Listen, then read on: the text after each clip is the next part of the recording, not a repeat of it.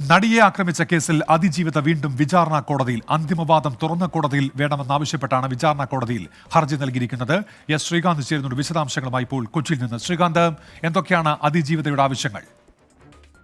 ഈ ഹർജി തന്നെ വളരെ അതിശയകരമായിരിക്കുന്നു എന്ന് പറയാതിരിക്കാനാകില്ല. കാരണം ഇത്തരം കേസുകളിൽ ഇൻ ക്യാമറ പ്രൊസീഡിങ്സ് ആണ് നടക്കാറുള്ളത്. ഇൻ ക്യാമറ ട്രയലാണ് മുന്നോട്ട് കൊണ്ടുപോകുന്നതും. ഈ കേസിലും ആദ്യം മുതൽ അങ്ങനെ തന്നെയായിരുന്നു. കാരണം കോടതിക്കുള്ളിൽ എന്താണ് നടക്കുന്നത് എന്ന് പുറത്തേക്ക് അറിയരുത്, അത് നിർബന്ധമാണ്.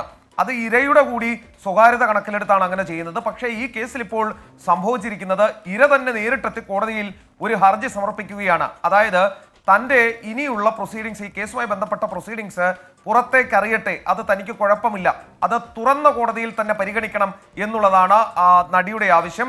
അത് കോടതി ഇനി അംഗീകരിക്കണം. ഒപ്പം തന്നെ പ്രതിഭാഗം എന്ത് നിലപാടെടുക്കും എന്നുള്ള കാര്യവും അതിൽ പരിശോധിക്കേണ്ടതുണ്ട്. കാരണം അന്തിമവാദമാണ് ഈ ഘട്ടത്തിൽ നടക്കുന്നത്.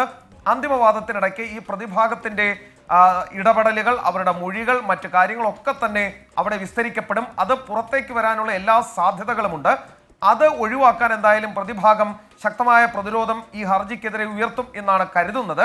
എന്തായാലും അത് കാത്തിരുന്ന് കാണാം. കോടതി ഇനി ഇത് അനുവദിക്കുമോ എന്ന് അറിയില്ല. കാരണം ഇതിൽ നിയമപരമായി എന്തെങ്കിലും തടസ്സങ്ങളുണ്ടോ എന്ന് കോടതി പരിശോധിക്കും. എസ് ശ്രീകാന്ത്, കൊച്ചിയിൽ നിന്ന്.